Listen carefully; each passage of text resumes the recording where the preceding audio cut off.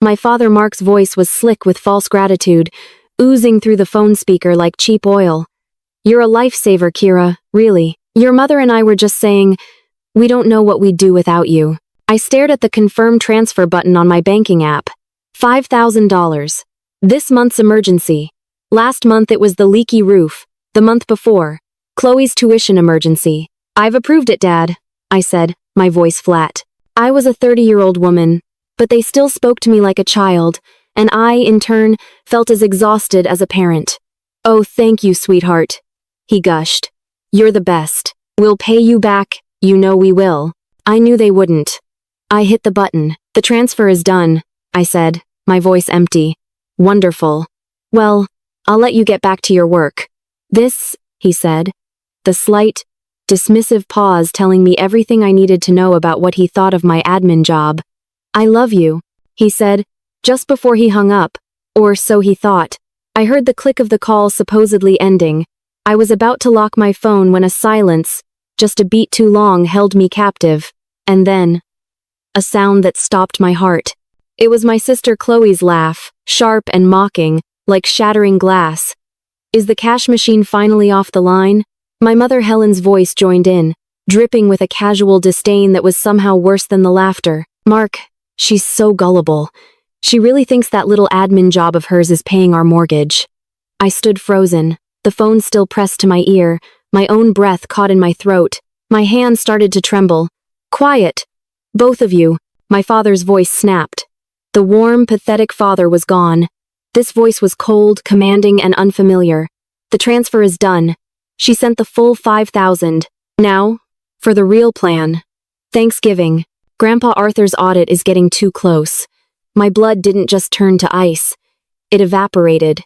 They were talking about my billionaire grandfather, the founder of the Carter Empire, the only person in my life who had ever looked at me and not seen a disappointment. Chloe sighed, a sound of profound, bored entitlement. "That old man won't last a day after our Thanksgiving surprise. He's so weak. We just need him to have his episode before he signs the audit papers." An episode. My mind raced. My mother added, her voice a smooth, venomous purr. "And the mansion will be ours. Hell be declared incompetent. The doctors are already on our payroll. And well, blame Kira for the missing funds. It's perfect." My hand was shaking so badly I almost dropped the phone.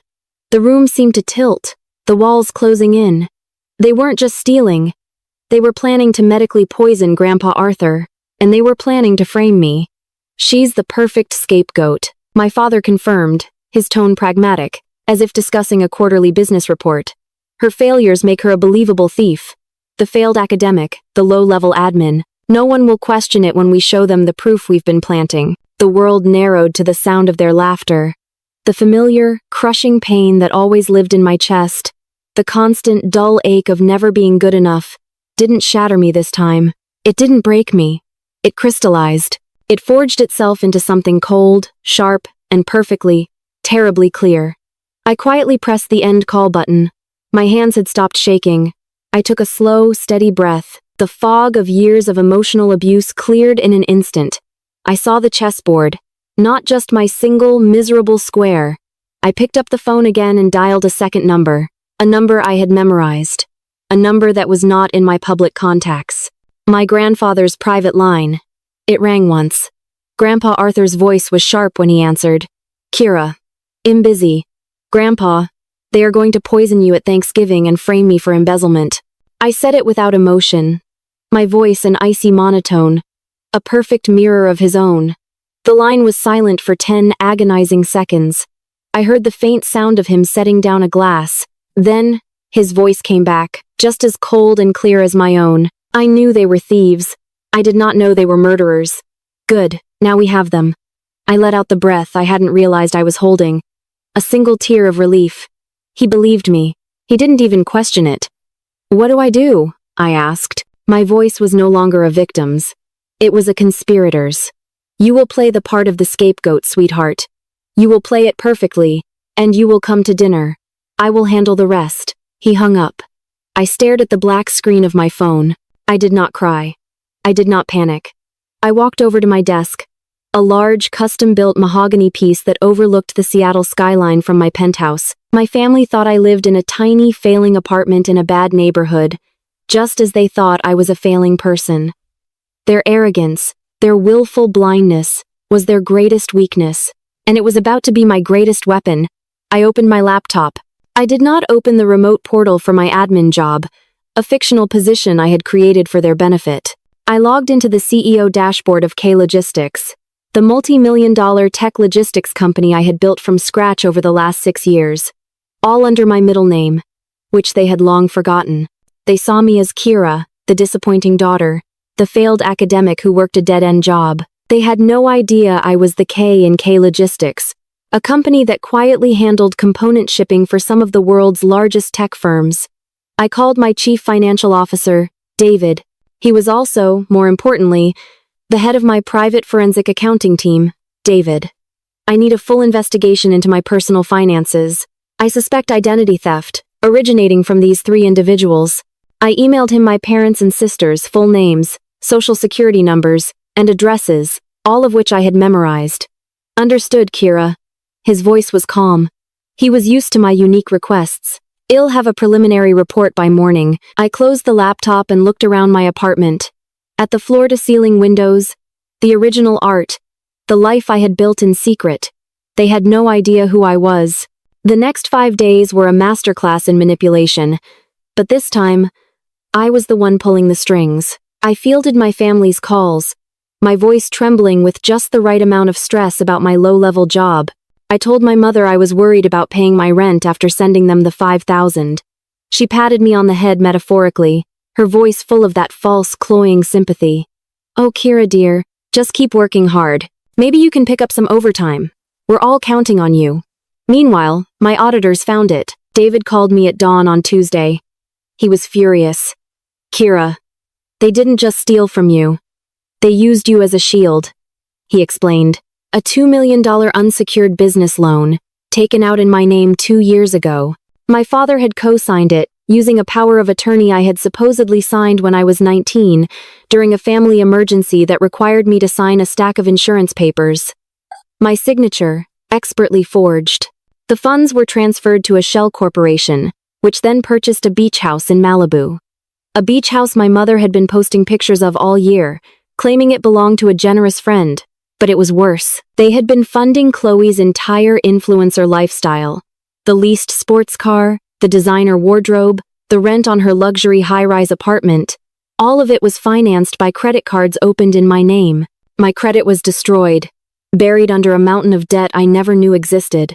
My own forensic team traced every dollar. They had left me with nothing but debt, while they lived in luxury. They thought I was their cash machine, their scapegoat.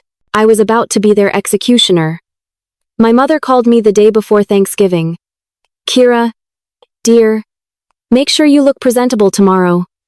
We want Grandpa to see us as a perfect, united family. Your father is so stressed, and we just want one nice evening.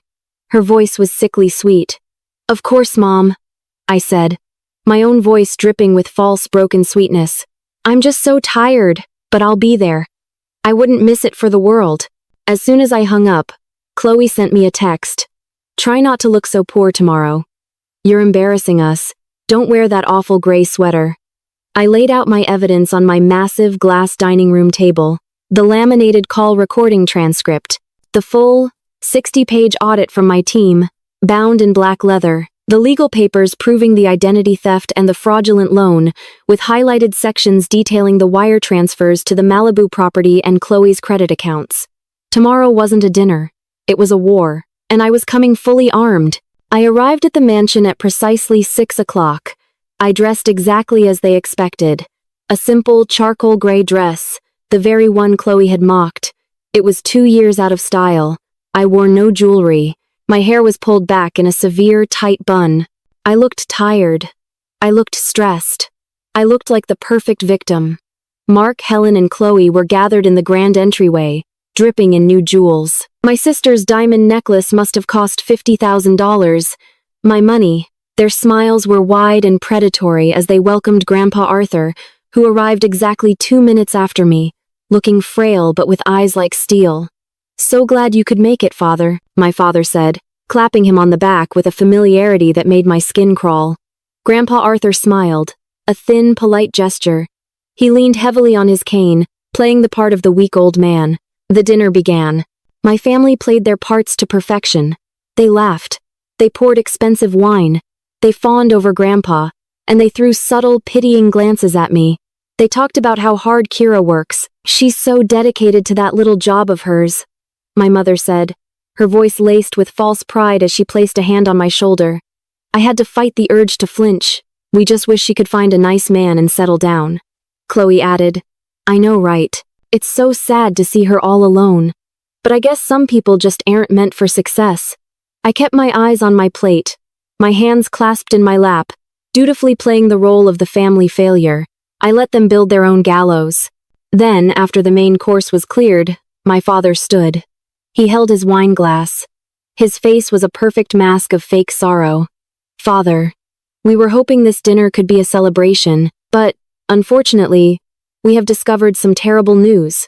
We've discovered a deep betrayal. My mother, Helen, a consummate actress, placed a stack of forged documents on the table. They were bank statements and transfer requests, supposedly from my laptop. It's Kira, she said, her voice breaking, tears welling in her eyes. She's been stealing from the family accounts for years. Chloe, not to be outdone, produced actual glistening tears, which dripped onto her diamond necklace. I can't believe you would do this to us, Kira. After everything we've done for you. We paid for your college, we supported you. A lie. I paid for my own college. I sat in complete silence, letting the accusation hang in the air, thick and poisoned. I watched the fake documents slide across the polished mahogany. Then, I lifted my head and looked at my grandfather. Is this true, Kira? He asked, his voice perfectly neutral. No, I said. The word was quiet, but it cut through the room like a diamond. And I have proof. Grandpa Arthur smiled. A real smile this time, not frail but powerful. Ah, good. My guests are here. On that cue, the main dining room doors swung open. My father's face went white. My mother's wine glass slipped from her fingers, shattering on the floor. Chloe let out a small, strangled gasp, like a dying bird. It was not more food. It was Grandpa Arthur's entire legal team, led by his ruthless chief counsel, a woman named Diana. Following them were 2 private security guards, who looked like they were carved from granite, and a notary public, wheeling a cart of files. What is this? Helen stammered, backing away from the table, her hand flying to her throat. It's an execution, I said, standing up from my chair. My posture changed. I was no longer the slumped, defeated daughter. I stood tall. I placed my phone on the table and pressed play. The sound of my father's voice, cold and clinical, filled the room. That old man won't last a day after our Thanksgiving surprise. Then Chloe's mocking laugh. The mansion will be ours. Then my mother. Well, blame Kira for the missing funds. It's perfect. She's the perfect scapegoat. Her failures make her a believable thief. The recording played for 3 solid minutes. When it finished, the silence in the room was absolute, broken only by my mother's horrified, shallow breathing. You, my father whispered, staring at me as if he'd never seen me before. You're not just an admin. I'm the CEO of K Logistics, I said, my voice resonating with a power they had never, ever heard.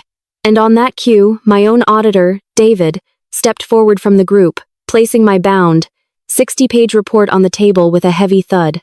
And I'm also the victim of identity theft. I continued, my voice gaining strength with every word, as I walked around the table toward them. For $2 million, which you, father, used to buy that beach house in Malibu, the one you've been living in on my stolen credit. And you, Chloe, that car you're driving, that apartment you're in, those diamonds around your neck, all bought with fraudulent cards in my name. The notary stepped forward and began serving them papers, one by one. What is happening? Chloe shrieked, batting the papers away as if they were on fire. You are all being removed as beneficiaries of my will, Grandpa Arthur announced, his voice booming through the dining room. He was no longer frail, he was the titan they had forgotten he was. You are being sued for embezzlement, identity theft, and conspiracy to commit murder. Helen's perfect composure finally shattered. She lunged at me, not with rage, but with a desperate clawing movement, screaming, "You ungrateful brat! You ruined everything!" Before her fingers could even get close, one of the security guards intercepted her, pinning her arms behind her back as easily as if she were a child. Mark and Chloe were frozen in terror, their faces the color of ash. "This can't be happening," my father muttered, looking at the legal papers, his mind finally catching up. "Oh, it is," I said. "And I believe we have one more surprise." The front doors opened again.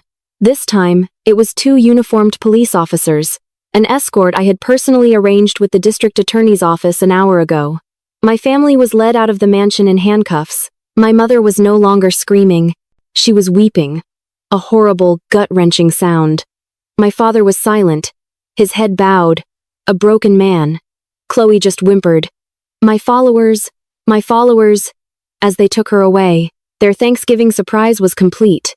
Grandpa Arthur, my grandfather, stood at the head of the table. He picked up his untouched wine glass. "To the real family," he said, looking at me. "Kira, the $8 billion estate is yours to manage. The audit is complete. You are the sole heir. Don't fail me." I raised my own glass. "I won't, Grandpa." The house was finally quiet. The rot had been cut out. The legal process was swift. My family, faced with the audio recording, the forensic audit, and the testimony from the notary and legal teams, had no defense. They tried to claim I was unstable, that I had fabricated the evidence, but my company's financials and my own personal audit proved I was the victim, not the perpetrator. They lost everything. The beach house was seized and sold to begin repaying the $2 million loan. The mansion they lived in, which was owned by Grandpa, was cleared out. Their accounts were frozen. My father, mother, and sister were found guilty. My father and mother received 10-year sentences for conspiracy, fraud, and identity theft. Chloe received 5 years for her role as an accessory, a sentence that was seen as lenient. But I knew, for her, it was a fate worse than death. They lost their freedom, their money, and their reputation. I won. 100%. I took over the management of my grandfather's entire $8 billion estate. The first thing I did was fire every executive who had been complicit in my father's shadow dealings. I merged K Logistics with the Carter Holdings, creating a new, streamlined, and ethically grounded empire. The mansion, once a place of dread, became my home. I redecorated, removing all traces of their gaudy, greedy taste. I filled it not with fake smiles and whispered plots, but with my real team, with David, my CFO. With loyalty. I stood on the balcony, looking out over the city, the wind cool and clean. I was no longer the scapegoat, the cash machine, or the failure. I was the one in charge. My rebirth was complete. I was powerful. I was rich. And I was finally, completely free from them. The silence I felt was no longer the silence of fear. It was the silence of peace. If you enjoyed this story, be sure to watch the next video in our playlist. Remember to share this video with anyone who needs to hear it, and subscribe for more stories.